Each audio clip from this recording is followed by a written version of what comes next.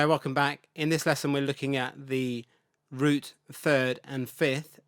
We already know a root note, so that's basically any note that you pick, and we know how to find an octave in relation to that note and the fifth in relation to that note. Let's just have a look at that first. For example, if I play fret 7 on the A string, that's an E note. Let's call that the root. To find an octave of that note, I go down 2 strings and across 2 frets. And then I have the octave of that note, so I've got an E and an E, an octave higher. If I want to find a fifth, I go down a string and across 2 frets. So that can be a fifth in relation to this note, so root, fifth, and the octave. There's also a fifth this way, so if this is my root, the note directly above that is a fifth. Okay, so I've got a fifth here. Root, octave, fifth, root, another fifth. Now the third is in relation to the root, is down 1 string and that way towards the head 1 fret. So it's down and then this way 1 fret. So if you play the root with your second finger, the root note is here. The root note is here. The third is this note. So it's quite a comfortable note to play. So root, third. Now this third is a major third. So major third is a very simplistic way to look at it, but think of major thirds as happy notes, okay? And there's minor thirds as well, we'll look at that later. But major third is happy. So root, major third, just third, and the fifth is here. So root, 3, 5, okay? Now you can actually do this anywhere on the bass. So for example, if I played it here on a C note, root, 3, 5. If I do it off the E string, maybe an A note, root, 3, 5. So it works really well if you start with your middle finger. Okay, hope that's making sense so far. So on the Up on the Roof track, what's actually happening is we're playing in the key of G, and we get to use some other chords as well. So we start with a G, this is a G here, we play a D and a C, but from these root notes we're constructing the root, 3 and 5 triads. Okay, so there's another fancy word. Triad is 3. So these triads are obviously made up of 3 specific notes, the root, third and the fifth. Okay, so what we need to do is just break this down a little bit. We have a G note on fret 3 on the E string. We want the octave of that, that's the note we're going to start on. So 2 down, 2 across. There's our first note, and we're going to put our second finger on there. So there's our root. Our major third, or just a third, is here in relation to that note, and our fifth is here. So we need those 3 notes, root, 3 and 5, but we also need a low fifth. So this is our fifth here, we want the other fifth. So there's a root, we want the fifth directly above that note. Okay, so root, 3, 5, 3, root, and another fifth, another 5. That's all in relation to this one root note. And what happens is these relationships between this, from this root, they stay in place, but we move them to different different root notes.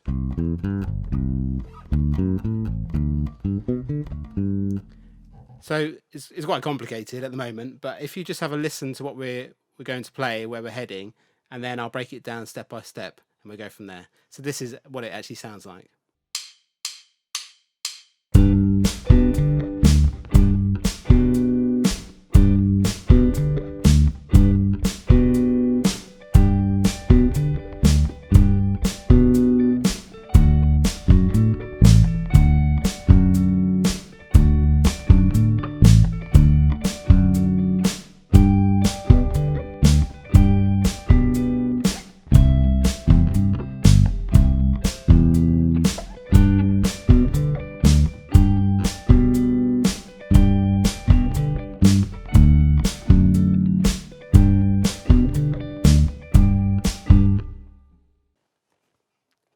It's a lovely riff.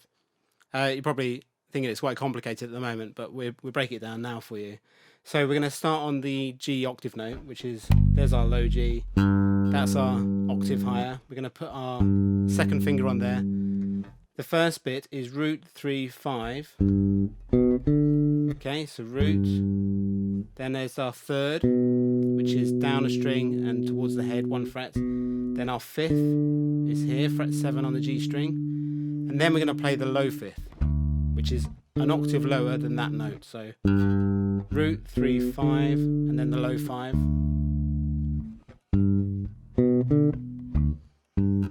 And then we go root 3. So it's kind of an open-ended sequence there. So you have root 3 5, low 5, root 3. Now it's quite, for me, it's quite a comfortable pattern to play because you don't really move anywhere. And your hands are all in the right place for the actual notes. Root 3 5, low 5, root 3. So that sequence is the bread and butter really of this whole introduction for the track. You really need to nail that. So let's just go through it one more time and then maybe pause the video and have a good 10 minutes practicing that. So root 3 5, low 5, root 3.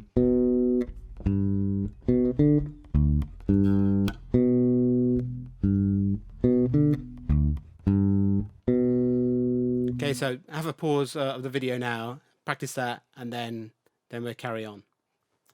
So the way I'm going to explain this is by picking the root notes that we're playing and saying how many times we played that pattern. So in the introduction, you play that pattern twice off the G. So it would sound like this. There's one, and again. Then when the song starts, you'll have to listen to the track. You can't put up with my singing. You play that sequence again on the G once. So you have it 2 for the intro, then 1 more when the guy starts singing. Okay, and then you move the sequence to the D. So this is a G. This note here on the A string, fret 5, is a D. Now on this D note, you play the sequence twice. And then again. So it's exactly the same thing you played, just 1 note towards your head, 1 string towards your head. Once you've played it twice on the D, you play it once on the G again. Okay, so let's just run through that. You get 2 loops for the intro. And again. Then he starts singing, and you do it once. Then you move to the D note, and you do it twice.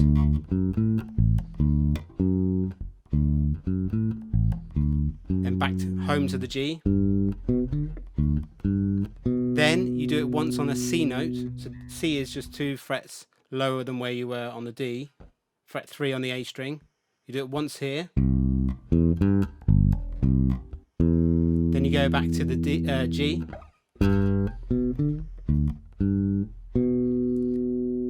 Cool. So let's just run through that again. You do it twice on the G for the intro. Then when he starts singing, you do it once on the G, 2 on the D, back 1 on the G, 1 on the C, 1 on the G. So the ending is very similar to what you've played. It's the sequence, but it's spread over 2 strings. So it starts off the way you started before, but you don't go to the low 5th. So you do root 3 5, then root again. And then you change to the D chord and do root 5. Okay, so let's just run through that again. So you have on the G, you have root 3 5 root. Then you off the D note you have root 3. And then this is your final ending,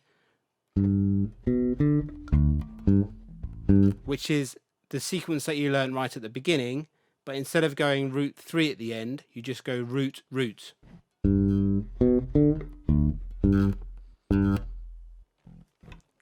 So that's quite a complex pattern. What I suggest you do is obviously rewind the video, take it slowly, but also get the tab, print off the tab, have a look at it so you can analyze what's actually going on. But really the idea that I'm trying to teach you is once you have a root note, you can just do, you know where the root is, the fifth is, the octave, and the third, just in relation to one note. And then once you know where your root notes are, you just move to another root note and you're ready to run in that new position. You have the root, the fifth, and the third and the octave. Okay, so let's have a go at playing that together on the backing track.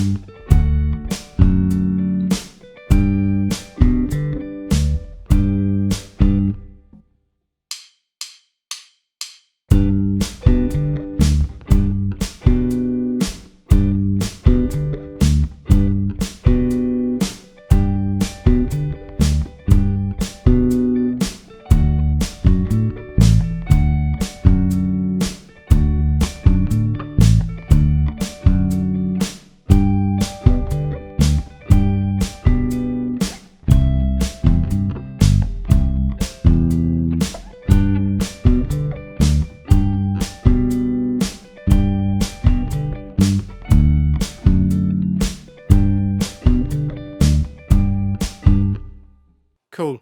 I hope you got on okay with that. We're going to be exploring the root, third, fifth in the next lesson as well. So I'll see you then.